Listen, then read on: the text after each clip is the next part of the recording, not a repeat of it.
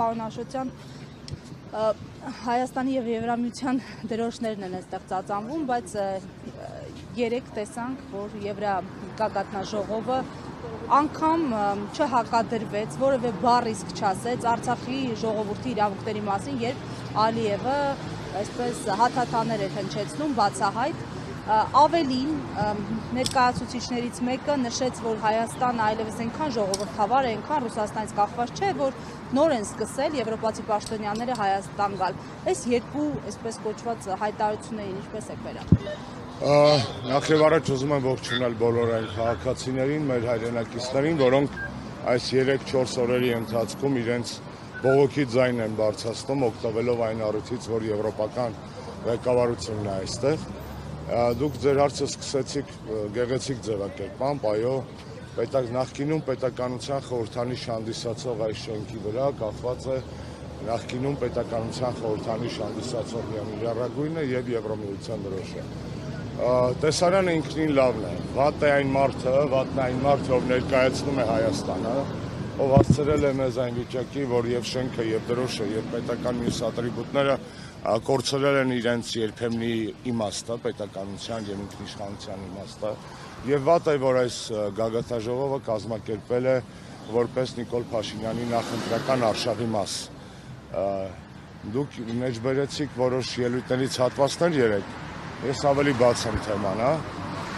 երեկվան իստին Ալիևի հոխորտանքներին ի պատասխան, որոնք հնչել էին թե Հայաստանի, թե եվրոպացիների հասցեին, պատասխանեց եվրոպացիների մասով միայն Եվրոպական խորհրդարանի նախագահ Ռոբերտա Մեծոլան։ Պարզվեց Մեծոլան ավելի լավ տղա է, քան Նիկոլ Փաշինյանը, ով նստած էր այնտեղ եւ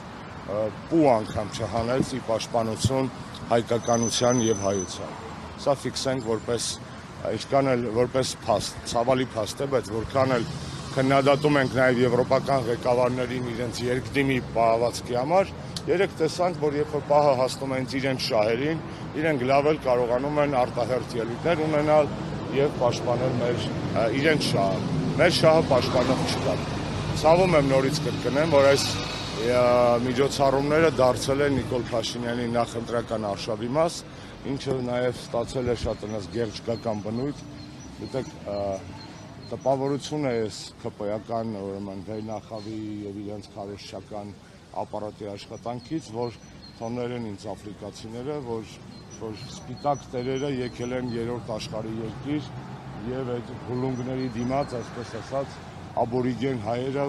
երկու պար են անում այդ սպիտակ տերերի մոտ, խոնարհվելով, ծալվելով, ծալապատվելով, արժանապատվություն չկա եւ չէ կարող լինել, որովհետեւ Նիկոլը այն մարդը չի, որ ունի արժանապատվություն մեկ եւ երկրորդը կարիք ունի այս սպիտակ տերերի, այսպես կոչված,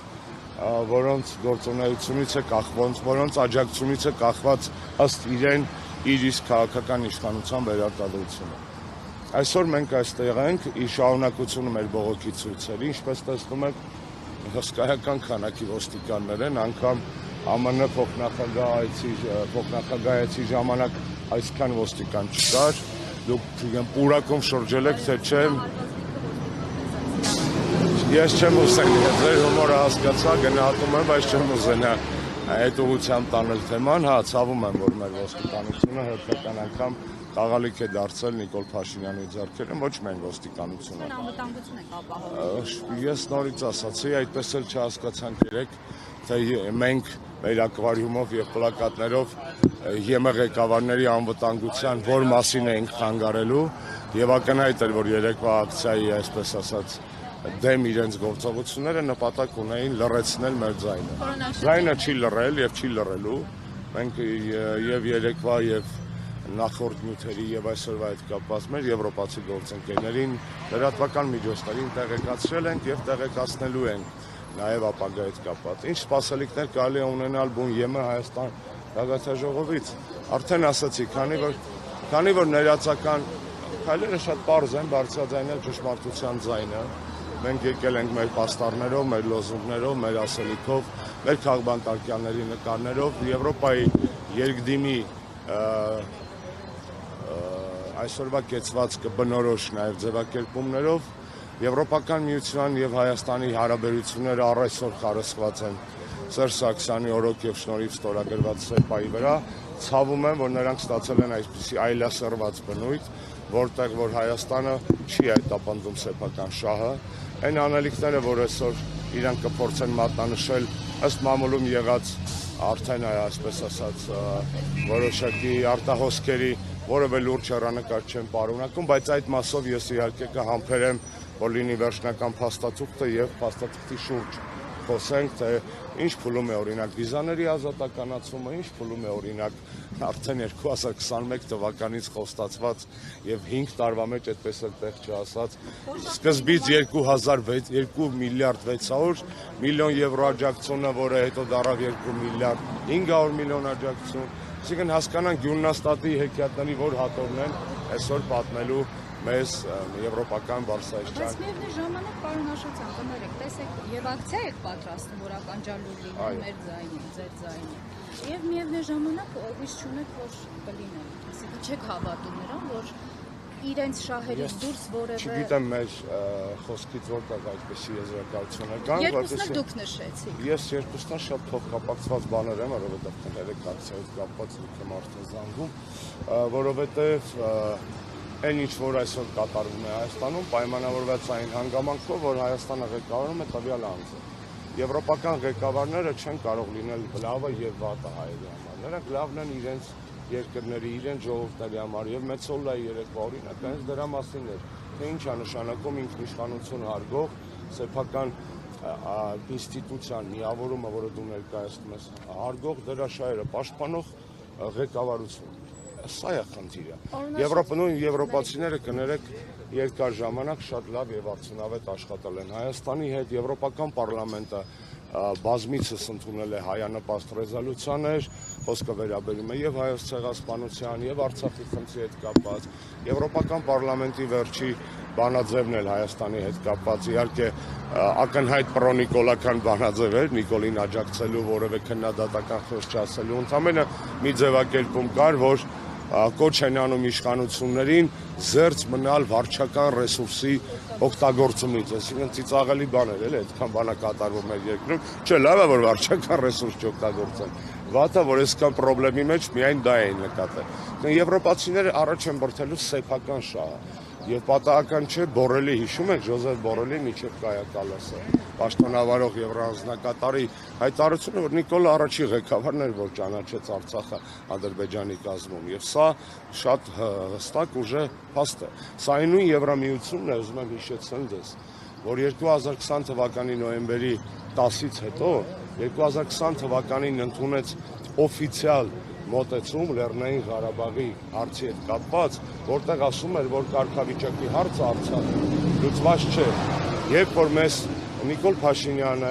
այդ ժամանակ իր հատուկ հանձնարարություններով դեսպանները եւ այլն բարբաջում էին 21-22 թվականներին, որ միջազգային հանրությունը պահանջում է իջեցնել նշաձողը եւ ամեն ինչ լավ կլինի եւ այլն, հիշեցնեմ, որ այդ նույն միջազգային հանրության ներկայացուցիչ Եվրոպական միությունը պաշտոնական տեսակետ էր հայտնել, որ Արցախի հարցը լուծված չէ եւ կա կարգավիճակի հարց։ Նույն Ռուսաստանի Դաշնության կարգավորման տարբերակում գրված էր, որ կարգավիճակի հարցը պետք է հետաձգել է։ Այսինքն ակնհայտ է, որ միջազգային հանրության մեջ կար հնարավորություն նորմալ պետականակենտրոն ինքնիշխան հայամետ ղեկավար ունենալու պարագայում ոչ միայն Հայաստանի հարցերը այսօրվա, այլ Արցախի հարցը պահել քաղաքական ուշադրության կենտրոնում, թույլ չտալ հայաթափում առնվազն, թույլ չտալ արցախցիների բազում իրավունքների ոտնահարում։ Սա ակնհայտ իրողություն է։ Կարող ենք եւ պետք է քննադատենք եվրոպացիներին սուտ նրա համար, որ իրանց խոսքն ու գործը, ինչպես կասեին մեր քաղաքական գործիչներից ոմանք, իրար չի բռնում։ Մենք կարող ենք ու պետք է քննադատենք եվրոպացիներին, որ շատ լավ իմանալով ինչ է կատարվում մեր երկրում, լռում են ժողովրդավարական հետընթացի մասին։ Բայց այս գեղեցկական տոնի վերածված գագաթնաժողովը, հատած ոնց որ կներեք բառիս համար, չնեղանան գյուղացի հայրենակիցները, այտենց գյուղի կլուբի հարսանիք էլի, այտենց այսպիսի վիճակ է։ Հիշացնեմ, որ այստեղ որևէ արտառոց բան չկա։ Մի տարի առաջ նմանատիպ հավաք ոչ ԵՄ անդամ երկրում Ալբանիայում էր, Տիրանայում, դրա նախորդ տարին Մոլդավիայում էր, հիմա հենց են ուրախանում, ոնց որ Հայաստանը, իհարկե իրանք Հայաստանի վարկը շատ են գցել, բայց միթե մենք Մոլդավիայի կամ Ալբանիայի նման էլ չկայինք, որ մեր մոտ գագաթնաժողով անեն, իհարկե կանք, ավելին ասեմ, 28 թվականին էլ Ադրբեջանում է, ու ինչ, այսինքն դա տեխնիկական հարց է, տարին 2 անգամ անում են, մի հատ եվրոպական երկրում, մի հատ ԵՄ անդամ երկրում, մի հատ ոչ ԵՄ անդամ երկրում, այսինքն սրա ամբողջ չեպեն նրա մեջ է, որ եկել են ընտրություններին ընդառաջ եւ դարձել են Նիկոլի Քարոշչյան գործիքը,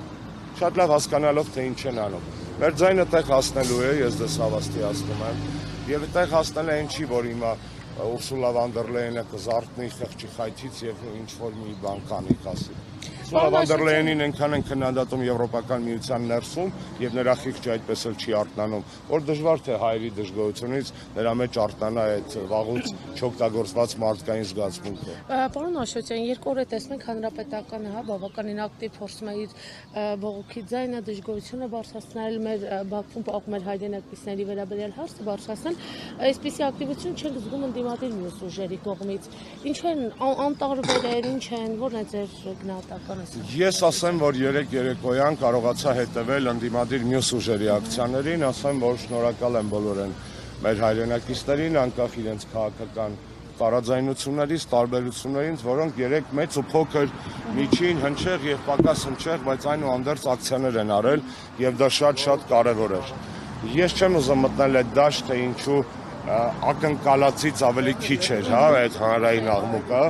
Նախ չեմ համարում, որ այս փուլում մենք կարող ենք եզրակացություն անել քիչ էր թե շատ էր։ Երկրորդը այս հարցում Սերժ Սարգսյանը բարձրաձայնել է մեր համագումարին որպես ընդդիմության համար միասնական ծրագրի առաջարկ հանրապետականի կողմից։ Մեր ակտիվությունը պատահական չի, մենք այս մի ամիս ամսուկեսա սրանով ենք ապրում, աշխատում, պատրաստվում, նամակներ գրում, այլ քաղաքական ուժեր նույնպես դա անում են։ Համարժեք է սպասումներ ինձ հետ չեմ կարող ասել, չեմ ուզում այսօրվա իմ այստեղ գտնվելու նպատակը նախ եւ առաջ քաղաքացիական է, ես որպես հայ եմ, այստեղ որպես քաղաքացի եւ հետո նոր որպես հանրապետական։ Վստահ եմ, որ մեր գործընկերները, օրինակ Հայդատի մեր գործընկերները շատ լավ աշխատանք են տարել նամակով, բանով եւ այլն, եվրոպացիները հանուն Արցախի շրջանակներում եւ այլն։ Այսինքն բոլորը իրենց ուժերի ներածին չափով գործողություններ արել են, անում են, լավ կլիներ ավելի շատ լինեին, բայց դե ունենք այն ինչ որ ունենք։ Այսքանն էլ կա, այսքանն էլ է հերիք։ Ձայնը բարձրացնել, մենք չթողեցին մայրցան կամ կանգնել։ Մենք չթողեցին այստեղ այգում անել, դե հիշում եք Վենսի ժամանակ էլ այգում էին կարել, բայց Վենսը երբ որ կորտեժը մոտենում էր իջնում էր մեքենայից, ես հետո ձայնագրություններ, տեսագրությունները լսեցի, մեր ձայնը լավ էլ տեղ էր ասել եւ կներեք բառից համար մի քիչ հարամ էր արել այդ կեղծ արարողակարգային տոնականությունը։ Դուք ասում եք գեղի կլուբ, բայց երեք կլուբի այցելուները ասացին, այն նախկինում սենց բան հնարավոր չէր։ Ով կգար։ Ես երեք արտահայտեցի իմ զարմանքը մեղմ ասած, որովհետև դա կարող էր ասել օրինակ Ֆինլանդիայի վարչապետը, դա կարող էր ասել Լիխտենշտեյնի վարչապետը, Ֆրանսիայի նախագահում բոլոր նախորդ գործընկերները եղել են Հայաստանում եւ անգամ լուսանկարներ երեք հրապարակեցի Ժակ Շիրակի, Ֆրանսուଆ Օլանդի եւ Նիկոլա Սարկոզի մասնակցել։ Նման զավեշ տալիս ասելու իրավունք չուներ երևի։ Ես չեմ զարմանում, որ Մակրոնի վարկանիշը իր իսկ երկրում 17% է եւ մրցում է Նիկոլի վարկանիշի հետ։ Կարճատև ամնեզիայի պատճառը ո՞րն է եղել։ Կարճատև ամնեզիայի պատճառը։ Ամնեզիա չէ, դա ակնհայտ ցինիկություն է, հիպոկրիսի է։ Նախընտրական հաճոյանալ Նիկոլին օգնել Տարիրյան տարբեր, այսպես ասած, մեսիջներ, որոնք այլա կտրտել, շահարկել, գովազդել, ներկայացնել, որ իրանց երկրի շահերն են հետապնդում։ Նիկոլի ջրաղացին ջուր լցնելու իմաստը։ Շատ պարզ, Նիկոլ Փաշինյանը սպասարկում է արտասահմանյան շահ, ավելի ճիշտ սպասարկում է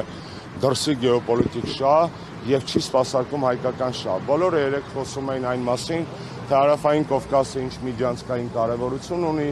էներգառեսուրսների, այսպես կոչված connectivity եւ այլն, տարբեր ուղղություններով, այդ թվում թվային իդեպ խնդիրներով, այդ թվում Միջին Ասիան Եվրոպական միությանը կապելու, իհարկե ոմանք նաեւ Չինաստան են ասում, ինչին ես չեմ հավատում։ Ինչևէ, ակնհայտ է, որ Նիկոլը Մեր շահերը պետք է ներդներ այդ ամբողջ գլոբալ նախագծերի մեջ, ինչը չի արվել։ Դա բացահայտ է, չէ՞, որ այդպիսի պրո-հայկական որևէ բան մենք չունենք։ Հա, դրոններ են թռցնում, որ են գրում են եսին welcome to Armenia, քուճուրիկ գաղտնիք բացեմ դες, էլի։ Երկու այդ դրոնները ես գիտեմ ով են բերում Միչելյան։ Եվ դեռևս 2017 թվականի պարլամենտական ընտրություններին մեզ այդ կազմակերպությունը 17 թվականին, տես 9 տարի առաջ։ 9 տարի առաջ մեզ այդ կազմակերպությունը առաջարկել է այդ ծառայությունը։ Հաշվեցինք, տեսանք շատ թանկ է։ Ու չարեցինք դա։ Այն ինչ որ մենք 9 տարի առաջ գիտեինք, 9 տարի հետո մատուցել որպես, գիտես, ոնց որ iPhone 17-ն է, հա հիմա վերջինը։ Գլուխ գովաս iPhone 8-ով, էլի, այսինքն այդտեղ էլ է սաղ, այսինքն մենք տեսել ենք եւ չենք գայթակղվել, ինչպես կասել գալուց դա, սակայն։ Վերջին հարցը ես միանամ իմ թիմակիցներին, հասկանանք ոնց են։ Մեդիա դաշտում նաեւ շատ այսպես գրվեց Զելենսկի այցի մասին, չգիտեմ դուք մեկնաբանել եք այս հարցը թե չէ, տարբեր տարածային կարծիքներ հնչեցին, ինչպես եք դուք գնահատում, հա, ընդհանրապես Տեսեք, կատարվում է այն ինչի մասին մենք խոսում ենք դեռևս 18 թվականի մայիսի 8-ից։ Նիկոլ Փաշինյանի Աքիլեսյան գարշապարը, երբ որ առաջի պահից նա դարձավ վարչապետ, անվտանգություններ, արտաքին քաղաքականությունը, գեոպոլիտիկան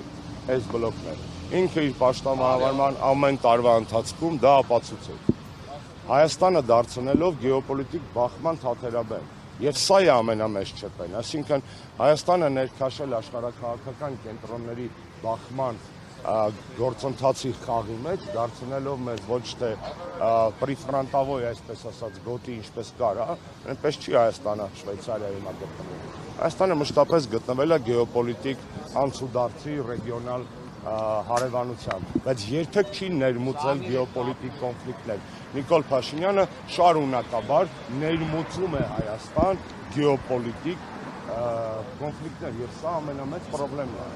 Ձեր մատնանշած դեպքը դրա մի մասն է, մի այս վերջին արտահայտումն է, հա, եւ ինձ ուրախություն չեն պատճառում երկու կողմերի սուր եւ ռազմատենչ եւ խրոխտ հայտարարությունները, որտեղ երկուսի կիզակետում էլ Հայաստանն է, երկու դեպքում էլ վատ է, մեզ համար վատ է, չեմ ասում, այո, այդ հարցը տրամաբանական է, Հայաստանը ամենայն դեպս ֆորմալ առումով, դեռևս ֆորմալ առումով Ռուսաստանի ռազմավարական դաշնակիցն է։ Ձեր օպոնենտները սովորաբար ասում են, բայց տեսեք, Զելենսկին Ադրբեջանը գտած, իսկ ինչու Ադրբեջանի գլխին մուտակվեցին, բայց մեր Ադրբեջանի նախագահը ցավոք սրտի արդեն այնքան կա, որ կարա Երևանի կազմակերպած գագաթաժողովում վիդեոկապով մատ թափտավրեկները դրանցից ոչ մեկ ծպտուն չհանի։ մեկը հանեց։ Մեծոլան հանեց, դա Հայաստանի մասին չէր, դա Եվրոպայի մասին էր, դրա մասին խոսել ենք հարցազրույցի ամենասկզբում։ Շնորհակալ եմ, ազատություն բոլոր քաղաքականներին։